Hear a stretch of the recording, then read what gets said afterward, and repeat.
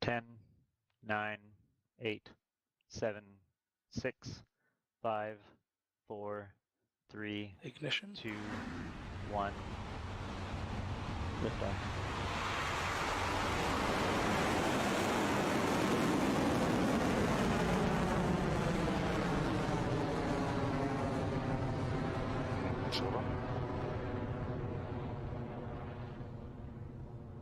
Stage 1 proportional, nominal.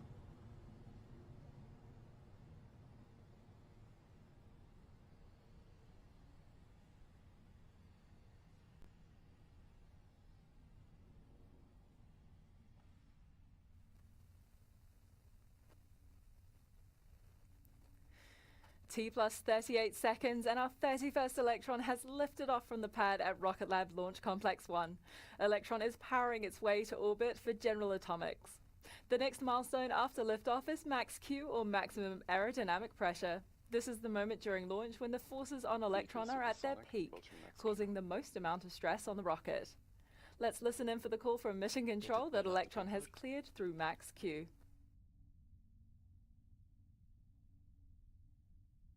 Cleared max Q. HV battery discharge nominal. That's confirmation from Mission Control. Electron has successfully throttled down, passed through max Q and ramped back up ahead of stage separation. We're currently traveling at over 2,000 kilometers per hour and at an altitude of over 20 kilometers. The next 3 milestones happen in relatively quick succession, within seconds of each other. First things first is MECO, or main engine cutoff. The 9 Rutherford engines will throttle down and then shut down completely before step 2 of this sequence. Separation of the first and second stages is next, and you'll see the first stage drop away from the stage 2 body.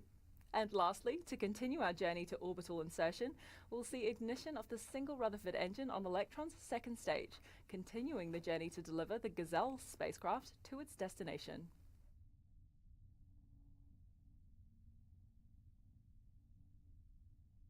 "15 seconds to MECO.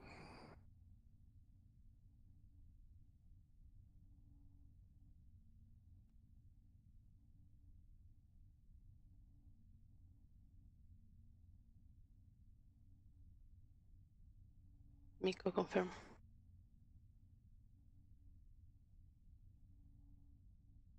Stage separation successful. Stage 2 ignition.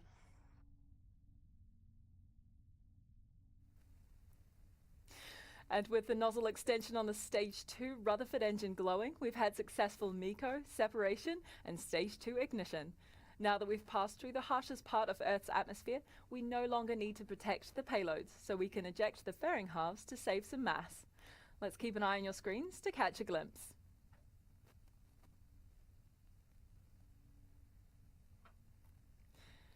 You might have caught a flash of it there on your screen. The fairing has successfully ejected. Stage 2 is continuing nominally with its General Atomics payload to orbit. The vehicle is currently at over 120 kilometers of altitude and reaching speeds of more than 8,500 kilometers per hour.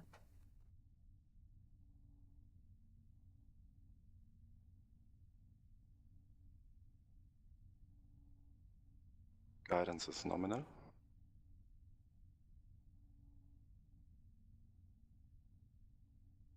Stage 2 propulsion is nominal.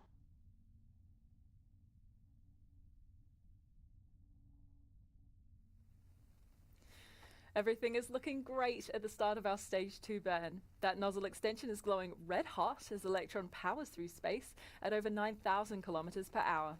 You'll see on the right of your screen those propellant levels depleting slowly, with about 76% of liquid oxygen and 75% of RP1 kerosene remaining.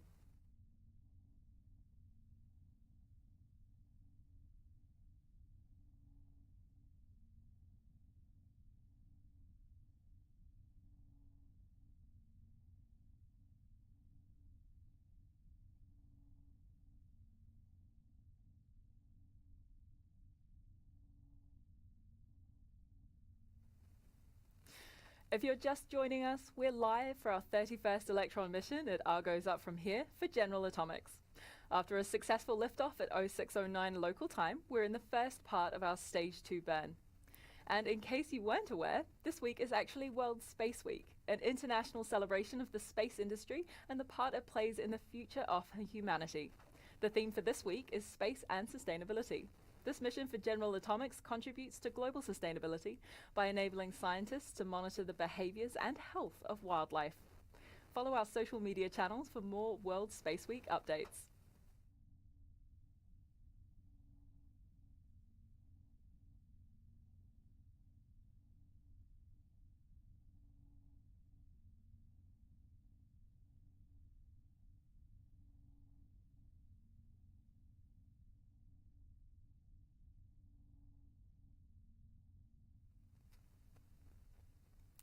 Those familiar with our 3D printed engines will know that Rutherford engines use batteries to power their propellant pumps. But, much like anything that runs on batteries, that power source gets depleted, and soon a fresh battery is required to keep things going. The process of switching out this power source mid-flight is what we call the battery hot swap. You should see the battery packs falling away, that shiny silver object on the right of your screen. So let's listen in for the call out from Mission Control.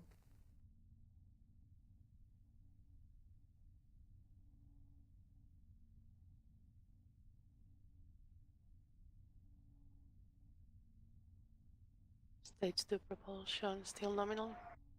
Hot swap successful.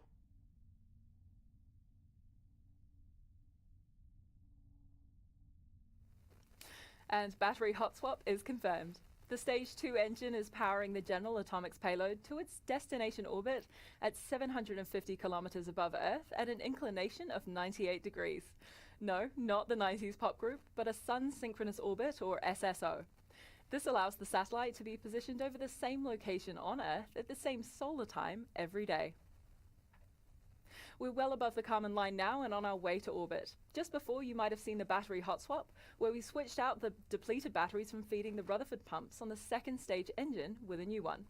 The pumps are driven by an electric motor which provides fuel and oxidizer to the combustion chamber, spinning at a rate of over 42,000 RPM.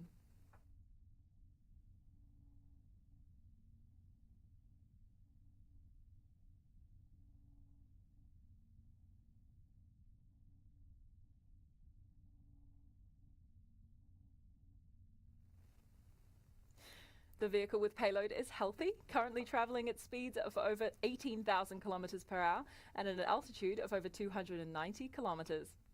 This launch marks our 31st mission and our 8th for this year, which is now our highest number of launches in a year, and we still have plenty of 2022 left. As I mentioned earlier, our first mission from LC-2 in Wallops, Virginia is slated for the end of this year, and we're all very excited to baptize our third launch pad in fire from those 9 Rutherford engines.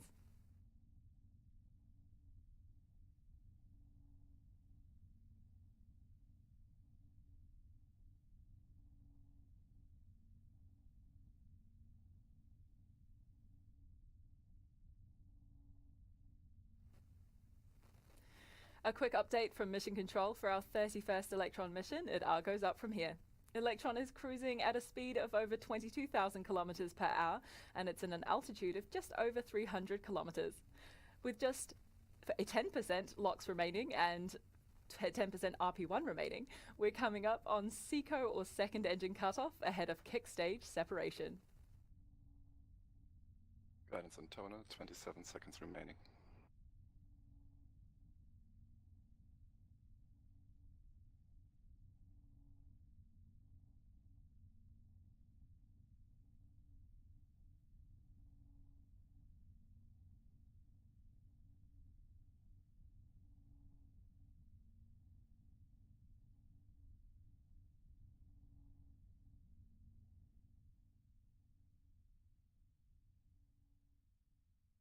SECO confirm.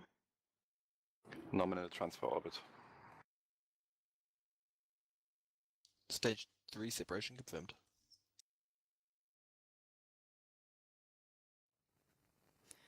Much like main engine cutoff, the Stage 2 Rutherford has now throttled down before the stage separates from the kick stage as it continues on to payload deployment in the next 40 minutes or so. You've seen it on your screen. The Rutherford engine on Electron Stage 2 successfully throttled down, and Stage 2 and the kick stage now have separated. The kick stage will now enter what we call a coast phase. For the next 45 minutes or so, the kick stage will be in an elliptical orbit around Earth before the Curie engine ignites and raises the kick stage's perigee to put us in a circular sun-synchronous orbit we mentioned earlier in the broadcast. From here, we'll deploy General Atomics Gazelle satellite. We won't have live video feed from kick stage of payload deployment on this mission, but we will stay with you on this webcast to bring you a simulated view of this process. While we're in this coast phase around the Earth, we'll also take a bit of a break on the webcast, but we will be back with you closer to payload deployment to listen in on those final moments from mission control, with payload deployment expected to take place at about T plus 55 minutes. I'll see you back here soon.